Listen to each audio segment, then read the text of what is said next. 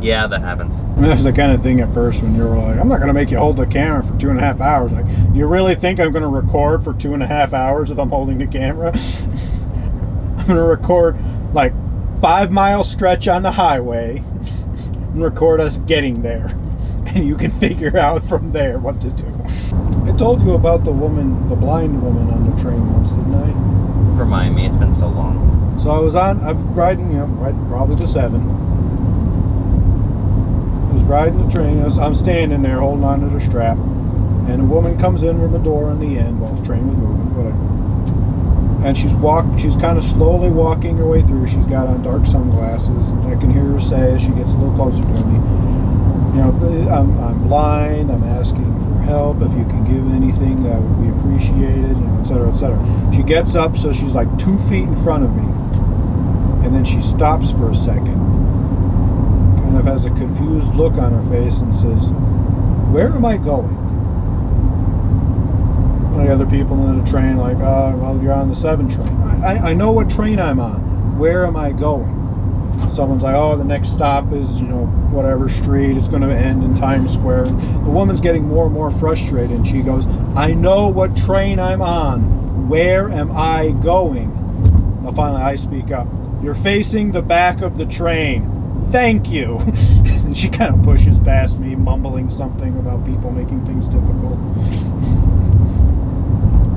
It's like, I knew what you meant, lady. Nobody else did. I knew what you meant. Phil. Friend to the blind. Friend to the blind. Do I have to make you another business card? Roadie. Friend to the blind. To the blind. Comma, professional counter. When I was a sophomore at UConn, I lived on the 9th floor. 7th. It was the 7th floor of McMahon because it was the top floor. I liked being on the top floor of pretty much every dorm I was in all 4 years of college. My freshman year, I was like the second to the top floor, then top, and then top and top. So I had to take a lot of elevators or go down the stairs a lot. I didn't like going up the stairs, so it was a lot. Yeah, but I understand. my sophomore year, there were a lot of really attractive women that lived on my floor sophomore year. It was a co-ed hall. And there's this one guy who, he wasn't all there. Like, he was definitely special needs, but he took it upon himself to try and hit on, like, every girl that would come in the elevator. He would, like, wait in the elevator and just ride it up and down for hours. So, because I was single at the time, this is before Caitlin and I started dating. Like, we were talking, but nothing was official yet. And I asked her whether she was okay. I had to pretend to be like 8 or 9 girls' boyfriends on my floor. The guy never picked up on it, did he? No, he didn't. And I wish I had held on to it, but one of the girls got me a business card because I spent so much time making their lives easier. And it had my name on it, and then like on the back it said, I cock block the handicapped. I don't know if I would have necessarily wanted I'm like, I can't throw this in a fishbowl for a lunch. Wouldn't want to keep that one in the wallet and hand it out at business lunches. That seems not to be a great idea. What if someone wants to get a job with me? Sir, I saw this card. I'm interested in cock blocking the handicap too. I have experience. Here's my references. Have you considered starting an LLC? Have my people call your people. The Spring Fling concert was always a big deal. Freshman year was the only year I went. It was OAR was the headliner, Guster was the supporting act, and Army of Me was the opening act. Somehow I ended up with a lucky lottery thing, and I ended up with front row seats, which was awesome because I loved Guster. I was there for Guster. I wasn't that familiar with OAR. Army of Me comes out, and there's like 15 or 20 of us all like at the barricade in the front. We're just talking because we're all having a good time. Army of Me is playing. No one knows who this band is. And communally, like, all these people who we've never met, we were just like, okay, we need to make Army of Me feel like that they are the coolest thing ever. So after every song, like, a lot of the crowd was just like, whatever. We're just like, woo! Army of Me! This one guy, and the singer could definitely hear us because he was talking, and this one guy was like, I came for you, man! And then he starts dying laughing. The band came to the front after they were done and hung out with us afterwards. The bassist was like, yo, I've been in this band a week. This is the greatest thing ever. They weren't bad, but, you know. I mean, it's the kind of, it's a forgettable especially, band. like, realistically, from my minimal experience with indie rock, a lot of them sound the same. Yeah. You have a few songs that's like, yeah, they're different, but like, I'm also if it's a band that like just came out, you know, has only been around for 6 months and no one's heard of it, I don't give a shit. Given the way that they were posturing while they were on stage and stuff, I know OAR is a Christian band to an extent. Guster is not, but they kind of have similar musical circles. I am fairly certain Army of Me was a Christian band. They're called Army of Me. Bjork had an what was Bjork's song? I don't know. Bjork sounds like Yoko Ono sped 50% faster. Army of One or something. No, yeah. Army of Me. That was the Bjork song. Huh. So maybe they were just Bjork fans.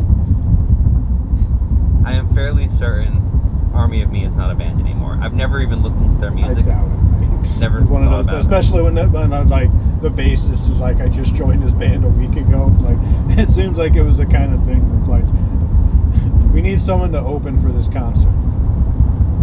You. Give me 3 days. Pretty much. But Guster played and they were great. Bob, you played a guitar, right? Yeah. You know anybody else who was instrumental? And then OAR played and they were very good. But then they had all 3 bands come out for an encore. It was all of OAR, all of Guster, and just the singer of Army of Me, because the rest of the band was still talking to us in the front row. And they did a cover of The Weight by the band. And I was with the radio station at this time, but I mean, you've known me long enough. I've been pretty knowledgeable in music forever. And I'm sitting there listening to it, and all these people in the front are like, I've never heard this OAR song before. Is this new? Is this like a B-side? I'm just like, it's by the band, you idiots! It's The Weight. It's a classic. It's one of those songs where it seems like, you know, it's one of those songs where like almost everybody has heard it at least once. Yes. You might not necessarily know who it's by, but you've heard it. Might not necessarily be terribly familiar with it, like, but everyone has heard it once, at least once. For the longest time, and everyone has one of those songs where they know every word, they know how it goes, they know how it sounds, but they just do not know the artist or the title. For a long time, that was Life's Been Good by Joe Walsh for me. Like growing up, I was like, I've heard this song a million times, I couldn't tell you who it's by. Because I would listen to it on the radio, and for whatever reason, Wings 104.9 would never say who it was by or what it was called. They're like, you should know.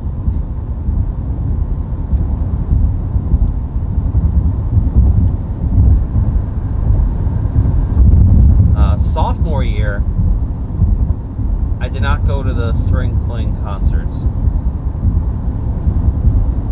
I don't remember why. Oh, I remember why. Because the radio station was DJing a ton of house parties that year. So I was DJing a ton of house parties that year. It was great. The sophomore year Spring Fling, the headliner was Dashboard Confessional. This was a really stupid planning of Subog. Dashboard Confessional was the headliner. The supporting band was Real Big Fish. The starting line was the opening act, which, you know, whatever, the starting line, it's fine. They're like a post-hardcore band. Real Big Fish, Dashboard Confessional. Yes. Have you heard of either of those bands? I'm familiar with both of them, and I don't think their music genres are very similar. They are not at all. That's why I was like, what?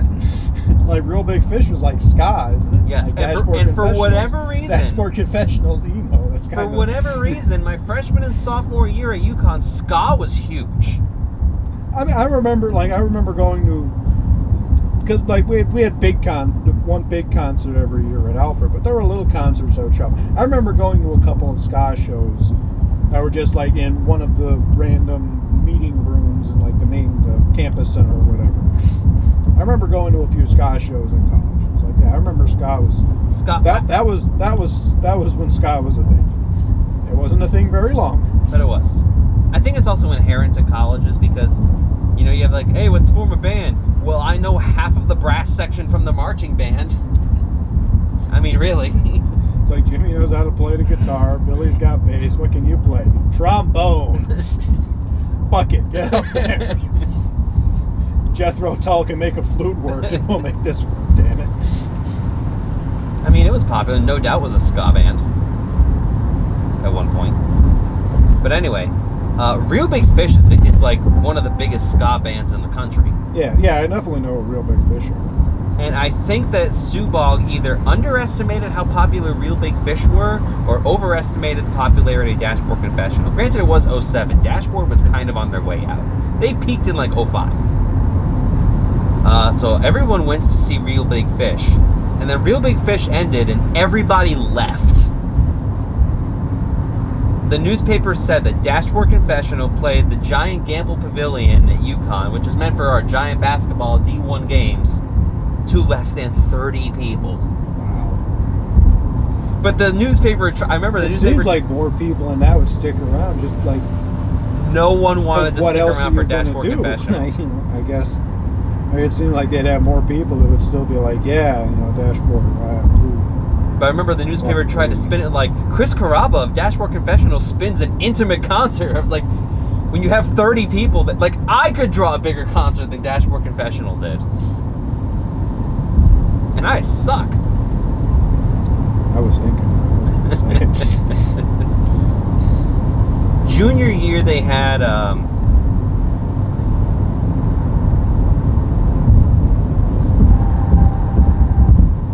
what was it? Because junior year was the really weird one. Weirder than Real Big Fish and Dashboard. Yeah, like it was really weird.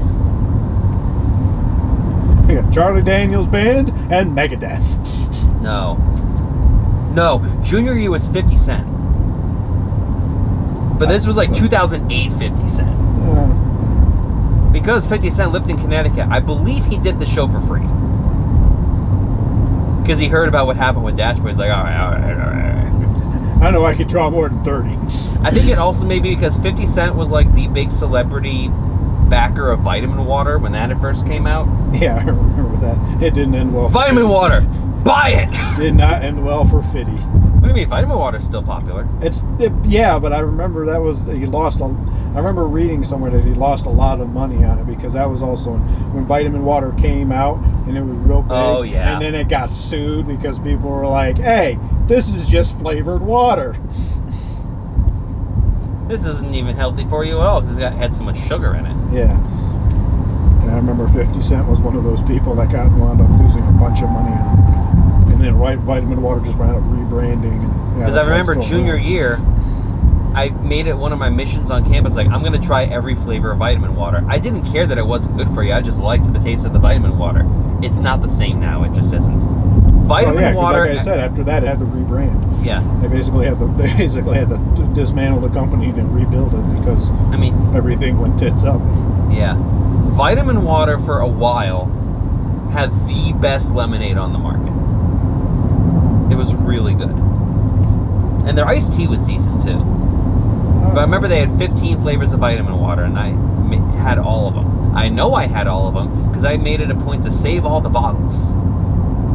And I ended up using them because that was also the year that, as you recall, I was on the top floor. I was the highest elevation dorm room on campus that year, actually. My single. And that was the year that my dorm room ceiling decided to flood. Right. There was some sort of crack in the roof of the building, and it rained a lot that winter. So I had to use those 15 Vitamin Water bottles to collect rainwater. Ooh. Vitamin Water's still around. Now 50 Cent, he's not. He still makes music. Didn't he die? 50 Cent? 50 Cent, DMX is the one that died. DMX is the one that died. I'm sorry. One of those rappers, you know, they're all the same. Yeah, DMX is the one that DMX died, is so the one you know that what that means. Expect me to make some sort of off-color DMX joke at the end of this. No, I like DMX, that's fine. I have no problems with DMX.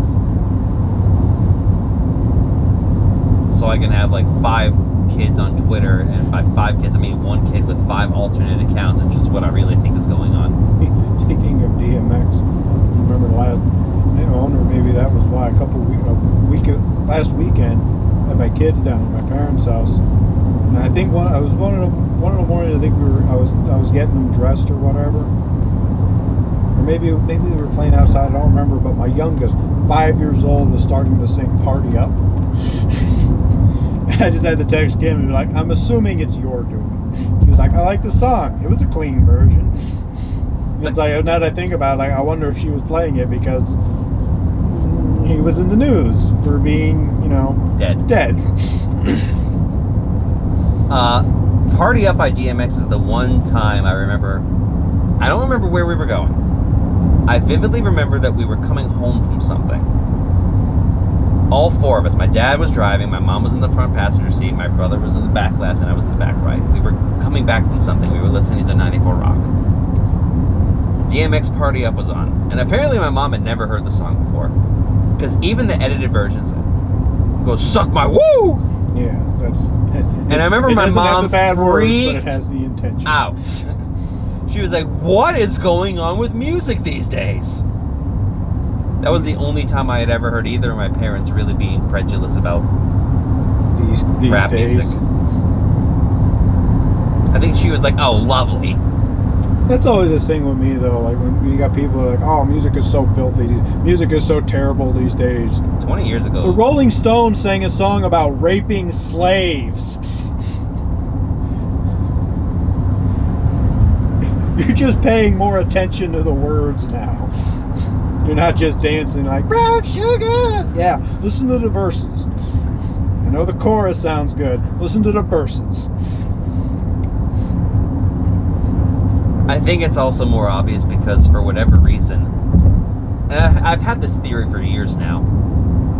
Pop songs in particular have way more profanity in them now than they did 5-10 years ago. And I'm pretty sure it's because of illegal downloads and stuff.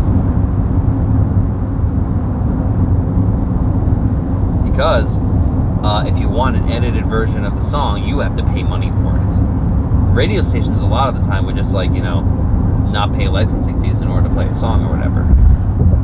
So that's why there's so much profanity in music these days.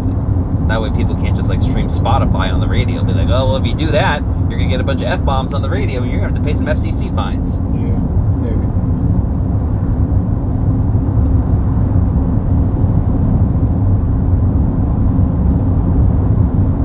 It's like, look at Titanic. Does Titanic really need to be a PG-13 movie? No.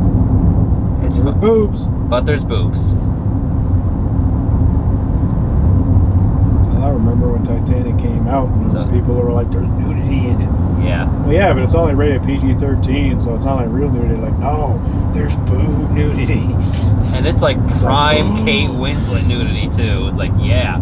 I remember watching it in theaters with my parents, and for whatever reason, I was asleep during that part. I missed the... Womp womp, you missed the boobs. I mean, I own Titanic. Titanic is a good movie. It gets a lot of hate, but I think it's a good movie. It's okay. I mean, I don't really think it's a good movie. The main problem with Titanic is it's too long.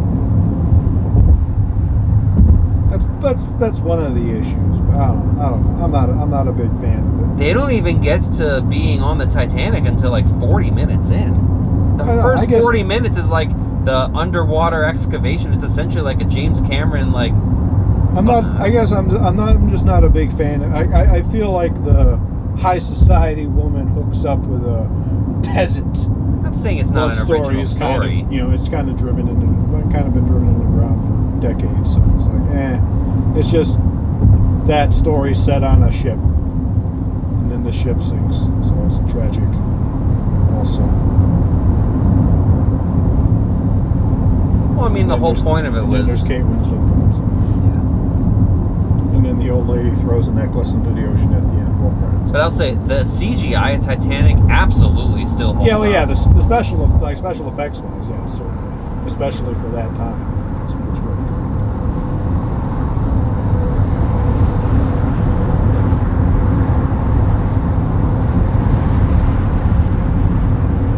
I have not seen Avatar.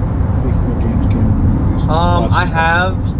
You're not. Have you seen Dances with Wolves? No, actually, I have not Have seen you Dances seen with Wolves. Fern Gully? I have seen Fern Gully. Have you seen Pocahontas? No. Well, if you've seen Fern Gully, you've seen Avatar. I've heard that it's another one of those story tropes that's just been kind of beaten into the ground of Avatar is a very the invader goes native type of thing. That's exactly what it is. Yeah. So Avatar it's is a okay. very boring movie. But it looks pretty, and it's got. It doesn't anymore, though. I didn't see it in theaters. I feel like it's absolutely one of those things where I needed to see it in theaters in order to truly appreciate it. Zoe Saldana. Saldana, yeah. I couldn't think of her last name off the top of my head. Like, she was Gamora. She plays the love interest, right? Yeah. Yeah.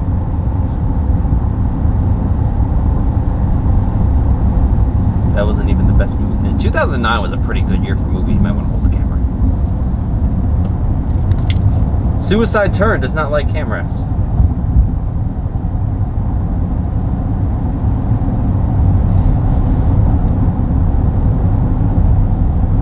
Because remember, 2009, District 9 came out that year. Up came out that year. Like, that was the first year that they had 10 Best Picture nominees, I think. And it was a stacked year. Yeah, it was the first year because 2008 was The Dark Knight, and everyone's like, oh, The Dark Knight didn't get nominated for Best Picture, even though it was the Best Picture. Yeah. And 2009 was the first year I took it upon myself. No, 2010 was the first year I took it upon myself to watch all the Best Picture nominees.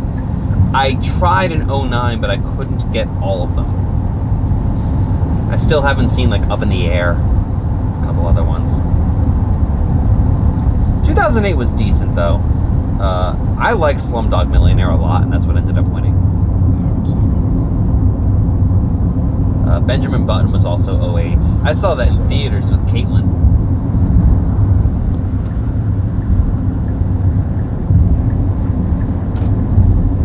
Poor Caitlin. I took her to some bad movies. I took her to see the Tenacious D movie the day it came out. Destiny? Pick of Destiny. Yeah. Caitlin and I went to the Arnott Mall and saw Tenacious D and the Pick of Destiny opening day. Yeah. There were maybe 7 people in the theater, and she was the only girl. Aw. We watched the movie, and I remember we get to the part where,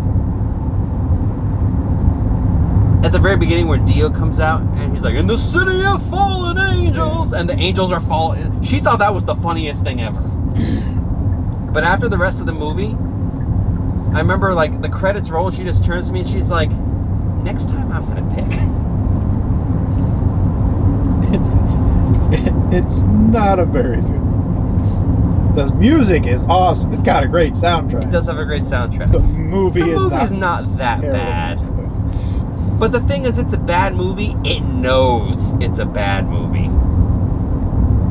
And you gotta, I do acknowledge too that, like, Tenacious D, like, their next album after the movie came out, like, they spent as much time ripping on it as everybody else did. That's a decent album.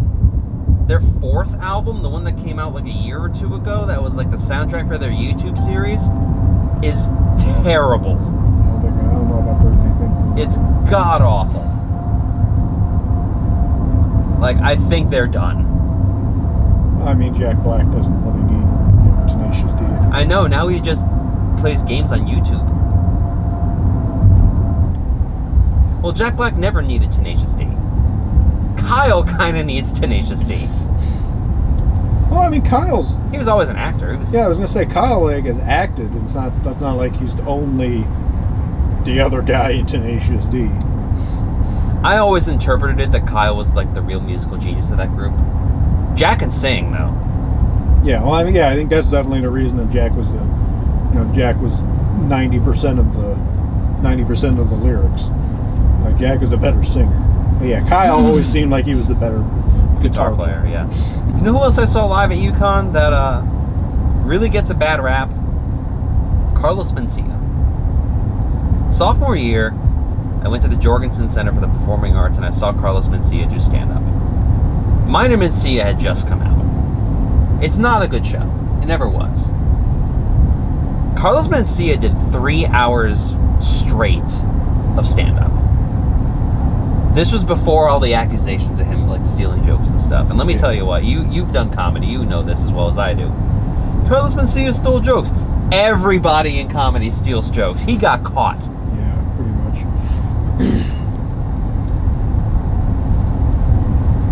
Amy Schumer has gotten in more trouble for stealing jokes than Carlos Mencia ever did. But she still is around. But he was great. And his opening act was Josh Blue. I don't know if you know the name. You've probably seen him. He's the main comic with cerebral palsy.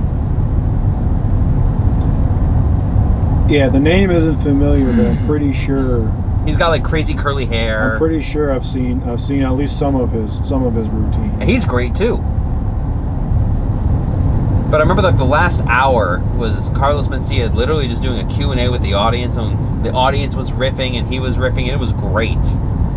And I'll give him credit. Carlos and Josh stayed and signed an autograph for absolutely every single person who wanted one. I remember I got one because I had him sign my ticket stub. I don't know where it ended up. But I remember it was weird because the ticket stub had the wrong year on it. The month was right, the date was right, the year was wrong. It was like 1 year late, or 1 year early. Because I remember I ripped on it, and I was like, hey, Carlos, thanks for coming last year, apparently.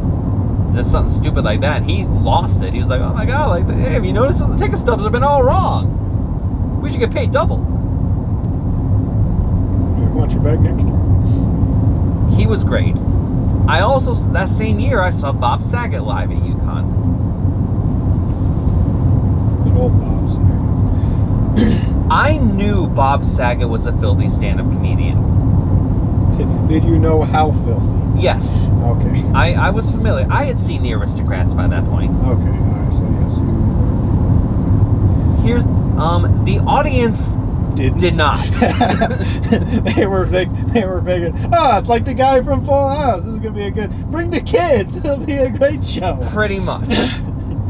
I did not like Bob Saget, and the reason I didn't like Bob Saget is 90% of Bob Saget's stand-up act, at least at that point, was him saying dirty stuff about Full House. And I've never seen Full House. So the material was just lost on me. I saw Lewis Black my junior year. He was okay. The material was good, but it was like the last show of his tour, and you can tell he was just tired. Yeah.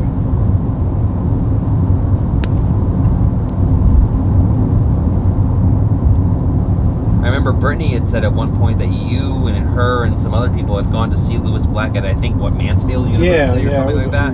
It was the same tour that I had seen him on, except I was like the tail end of the tour. Because the funny thing is, you kind of have to get through New York and PA to get to Connecticut. And obviously he's going to end the tour closer to New York City. That's where he lives. Yeah.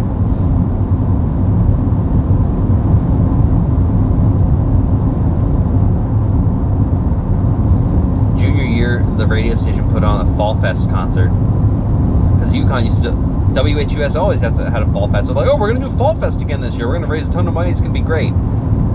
The problem is the guy who was in charge of it was a promotions director named Snacky. Snacky Schmores. His real name is Dustin Yeager, but his radio personality name was Snacky. Mine was Renegade Pancake at that point. Jake Brew made up that thing. Snacky only liked certain bands, and he squandered the money. He's like, I took this money that I was allotted for the Fall Fest concert, and I bought a house. Like, he put a down payment on a house. It's like incredible waste of money. Snacky was a community member. He's like 30 at that point. I don't remember all the bands that we had gotten, but I remember the opening band was Demira. I still own the Demira CD. It's pretty good. It's like math rock kind of stuff. But I remember Demira very well because we got talking with and everyone's like, you got to talk to the lead singer from Demira. And I was like, why? And he said, because he's from Horseheads. So I talked for like 30 minutes with this dude. Hey, we're both from the same shitty part of New York State. Essentially, yeah. And he was amazed. Like, I've never met anybody out in my travels that's from the same podunk place that I came from.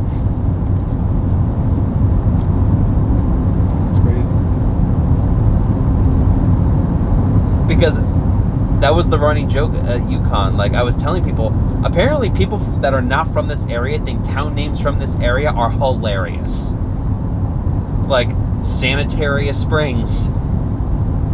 Well, like that's kind of well-ish known because that's where FDR had his retreat, his summer home. Yeah. That's where he died. He died in Sanitaria Springs. So it's like that's kind of historical, you know. Like that's how I know of Sanitaria Springs. I don't know just because, oh, well, it's that area that's, you know, a little ways away from Binghamton. Right. No, that's where FDR died. But yeah, like Horseheads. Painted Post. Painted Post. When my college friends visited me in 2010, I remember we were driving to Corning, and we passed the sign for, because I was living with my dad still at that point, and we passed the sign for Horseheads, and I remember Scott Powell in the backseat's like, you have a town here called Horseheads? Like, clearly it's Horseheads, right? Like, no, it's Horseheads. Horseheads.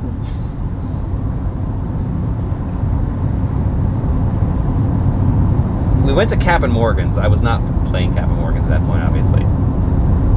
This was like right after we had started doing trivia at Captain Morgan's in 2010. Like, I remember the first time it was like you, me, and Jake. But we went to Captain Morgan's just because there was something to do and I wanted to, they had decent food. The food used to be good at Captain Morgan's, I swear. And I remember the four of us were sitting at this table. Scott had crutches. For whatever reason, he broke his leg. He's like, I'm not missing this trip, so he came in crutches. So we had to get like, it was like the low top that was in the main bar area. And this guy came up to us, like some clearly drunk or, you know, destitute or something like that. And he was just talking to us, and he's just like, hey, never forget Africa. Hey, never forget Africa. And he like said it like 4 or 5 times, and that was how and then this guy like stumbles away, and that ended the conversation. 10 minutes later, we're still talking about something else, and this guy comes out of the bathroom and was like, hey, what did I tell you? Never forget Africa. It'd take a lot to take me away from you.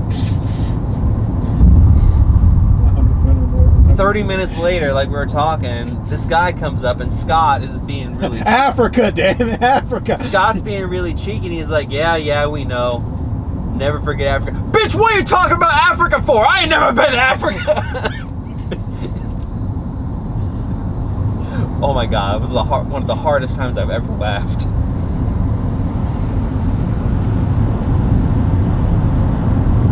Is it because I'm black? You brought it up, sir. The worst driving footage I ever caught was a couple weddings in 2019. I had, for whatever reason, I had to do the driving footage as I was going to the wedding. The dinosaur barbecue wedding I did in 2019, I had to do that. That wasn't as bad because there wasn't that much gear. The wedding I had to do north of Albany, which was like a 3.5 hour drive. It was the one that we did I did the day after homecoming that we did at Jasper Troopsburg. Yeah. That sucked. Like, there's stuff in the front seat. I remember I had that old crappy tripod. I don't even know if I had it on a tripod. I may have just literally just had it on my uplights, just plunk. That was a weird wedding. That was my reggae wedding that I did. That sound means I'm right. I just remember that this couple was like, yeah, we're going to have a wedding on a golf course. Because golf courses usually have decent holes inside and stuff. The golf course decided to have a golf tournament during the ceremony outside. It's usually where one has a golf tournament. Right. But the golfers were just like, It's like, do you?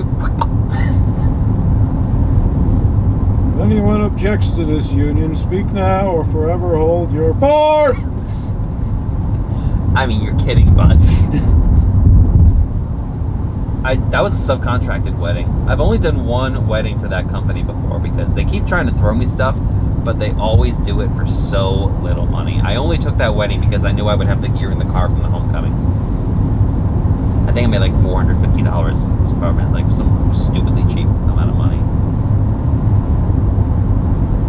He tried to sell me a wedding 2 weeks ago. I was booked that day anyway, but he was like, yeah, so I have this wedding. Can you do it?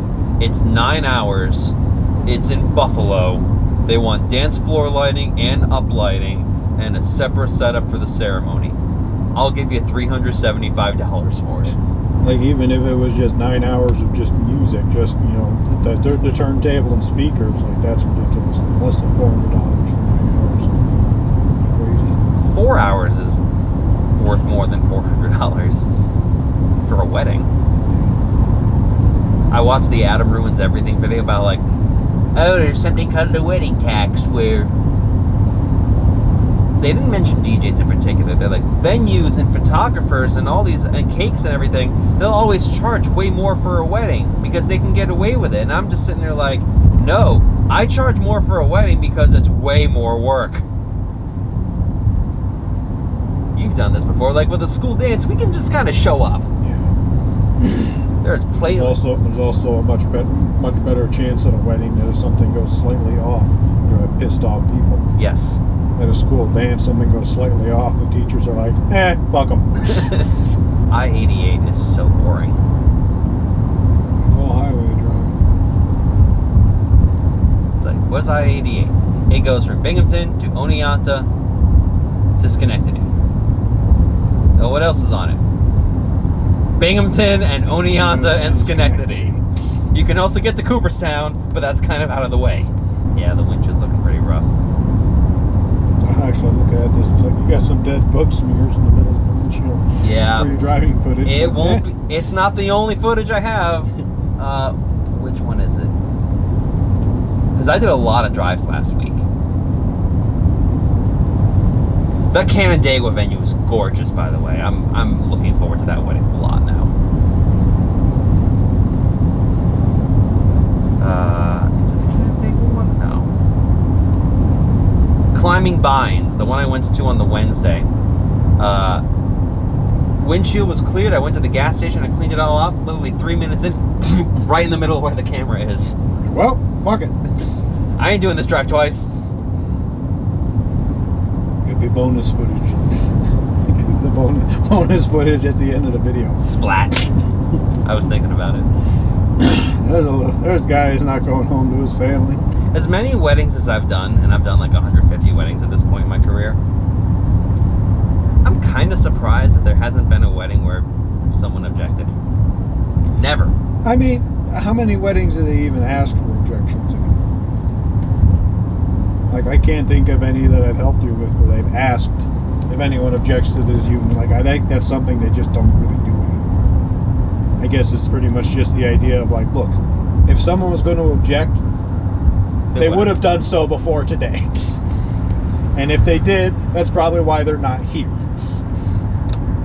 Just skip that bit. Get on to the you guys kissing, and then everybody can go get drunk and dance. I don't know, there's a lot of stuff that's just not happening. Like, the wedding that we're doing next month is actually doing like the whole garter and bouquet thing, which I'm very surprised by because that's definitely been on its way out. Well, I don't know, it might just be, they're People don't mind tossing the bouquet. It's the whole going for the garter thing that people find creepy, and especially like putting the garter on someone's leg that you don't even really know. Yeah. Which I get. I could kind of see that. Like, I mean, at my wedding, like, we did the bouquet toss and the garter toss and all that. Because I remember before we went to do the garter toss, of course, I had to take the garter off of it. Yeah. And one of the groomsmen was like, what you got to do is when you go to get a garter, you got to just dunk your whole head up under that dress. Just get all the way in under there. Like, in front of, like, her the kids and the family and all Yeah, that. it's like, just go do it. Just do it. Nothing says this All is the right. best day of my life, like making it look like somebody's going down on me in front of my family. I mean, wow. I did, and everyone laughed. I was like, yeah, well, but we kind of set it up like for the bouquet toss. I don't remember how many women were there, but like she threw it, and her sister caught it. So then for the garter toss, I think there were like 3 guys, and like I kind of threw it, and I wound up not even reaching them because like I tried to just stretch it out and it just didn't go very far. So it kind of landed on the ground a few feet in front of them. The only one who just like her sister's boyfriend, who they're actually now engaged anyway. But he just kind of looked at the other and just kind of shrugged, walked up, picked it up, like, yeah, all right. So I was like, all right, they're already together. That's okay. It's especially awkward when a kid catches the garter. Yeah, I seem to remember a wedding I was at when I was a kid where something like that happened, where a kid caught the garter and like somebody a few years older than me wound up catching the bouquet. So she would have been like 17, 18 or something at the time, maybe a little older than that, maybe like early 20s. I don't remember exactly. But I don't remember. The kid was like a 5-year-old kid. Yeah. And it's like, ugh. I don't remember when it was. It was before you started doing weddings with me. It had to be 2018. I don't remember where. But I definitely did a wedding where they tossed the bouquet and like a 7 or 8-year-old girl caught the bouquet. Like, yay! Because you know how moms are, like, like for Instagram stuff, like, yay, look, you got the bouquet. Yeah. And then they tossed the garter, and it's like the drunkest groomsman caught it. And was like really, like he was the only one who really went for it because he didn't really pay attention to who caught the bouquet. So he like lunges forward, like, yeah, I caught the garter. And then he turns around and sees this little girl sitting in it, and you could just see like the life completely drained from his face. And I was just like, well, here's what you're gonna do. You're going to crown her by putting the garter around her head. And then he did, and everybody cheered. It was like, good, let's never speak of this again. Never speak of this again. I'll flat out tell couples, it's like, one... look, if you want to do the garter, I know you rip on me for saying kids ruin weddings, but I will put my foot down. If you are going to do the garter and bouquet, kids should not take part in it. I agree with that. I do agree with that. Like, kids shouldn't be involved with that just because of the whole thing. But I seem to remember not last year, but 2 years ago, a wedding I helped you with, where it was kind of a situation like that, where a young girl caught the bouquet, and then an older guy, like around our age, caught the garter, and just looked at the couple and be like, "So are we going to do the next part?" And the couple's like, "No." Like, okay, what wedding was that? I think that was the wedding that was in like it was in that big, huge room, but we only used like half of it. Binghamton. But it was just it was the Rock wedding. It was the whole wedding, the whole room had to be rented all at once. You couldn't rent just half the room. Devin and Emmy's wedding. So they just had the whole big thing. That was the wedding with the most ridiculous setup that year.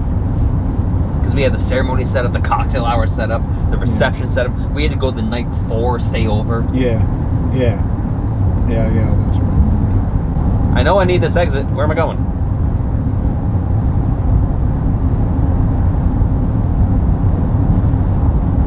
Wasn't this your job? I don't know what. I looked at it, and then you're like, I know what exit I'm taking. Yeah, but I know where the exit is. After that, I don't know. Like, you're going north on Route 8. How do you not know that? See? 8.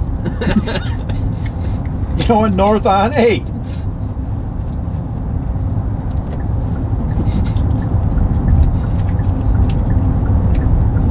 Okay, what do I do when you take the exit? What else do you need me to tell you? You know how exits on how off ramps work, right? Like, slight right. Is it looking like you'll want to go left because you are going by Sydney? Yep. Yep, north 8. Yeah, there you go. All right, you got it now? You're such a dick. Got to stop up here because there's a stop sign.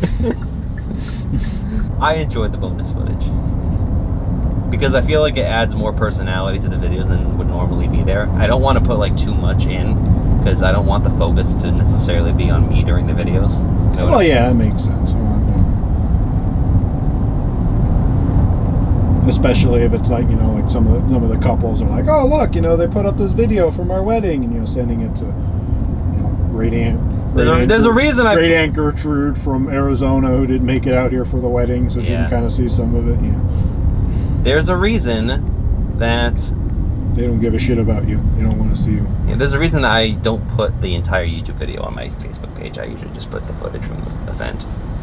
Okay, so now that I am on 8, do I stay on 8? You stay on 8 until some road.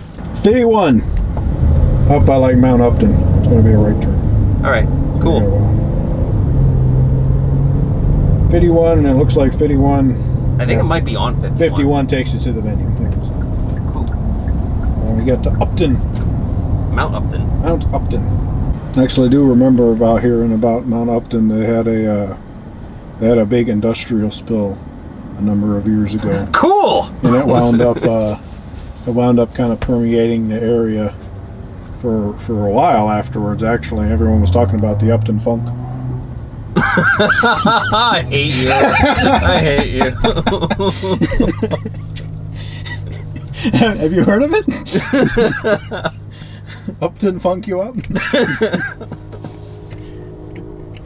You're just pining for that bonus footage, aren't you? Is the microphone even on? Yeah. Yes! It's on. The Glenora wedding for John and Jana was very good. I'm still proud of how we did Mark and Becky's wedding.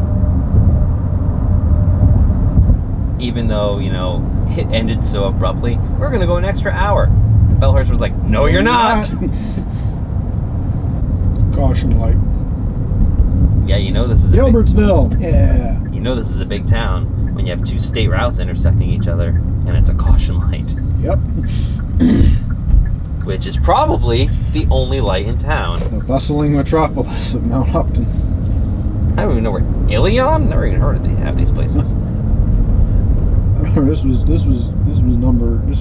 years and years ago. I think Town of Butternuts. I think it was like I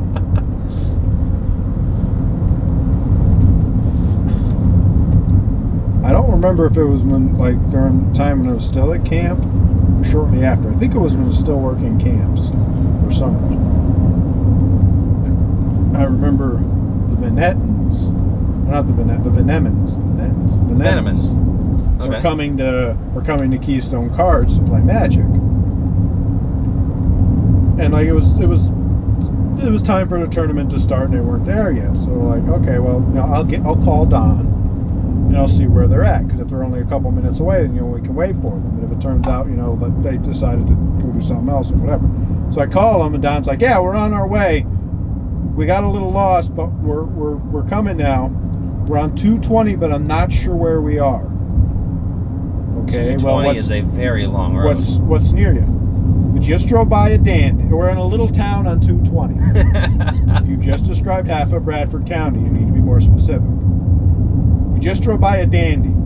You just described half of Bradford County. You need to be more specific. We're at a red light. You're in Ulster. Because at the time, that was the only red light on 220 in Bradford County. Yep. Now there's one in Greens Landing. Is there? But they just put it in a few years ago. I thought there was one in LaPorte. LaPorte is not in Bradford County. Aha. LaPorte is Sullivan County. Isn't that the county seat of Sullivan, actually? Yes. There's also a red light in Dewshire, which is not the county seat. What's beeping? If I go slightly out of the lane. So what's the next turn? Pay attention. Into the venue. Oh, alright. The venue is on this road. I always thought that was funny like that. That was the more specific. I'm in a town on such and such a road. I have no idea where you are. Drove by this particular store. No idea where you are. I'm at a red light. I know exactly where you are. Oh, we still got a ways. Do we? Yeah. And actually, it looks like we do turn off 51 up here. Oh. On the Coy Brook Road. I'm glad I took my phone out. Which way? Left. Oh. Right there. Cove Brook Road, whatever. Yes, left. Good thing I took my phone out, or we'd have been going that way. The wrong way.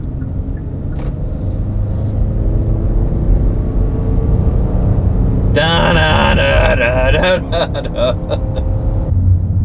Like the wedding I did in Syracuse on Black Friday in 2019. That was Evil. what? Evil. Oh, Evil. It says evil, right? Am I not seeing that correct? I mean, I imagine that is it. yeah. I would say that's a good bet.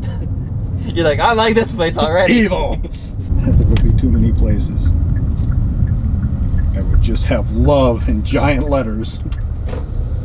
You see llamas? I think those are llamas. Llama, llama, llama, llama, llama, llama, duck. I've heard. Oh my god, I've heard of that in a while. Looks like a venue area up there. Well, there's one thing I like. It's a nice place for a barn. I'll take it. Chickens. Watch out for the chickens. There's a donkey! Donkey! A pony donkey. Pony donkey? Ponky. I guess I can turn this off now. Yeah.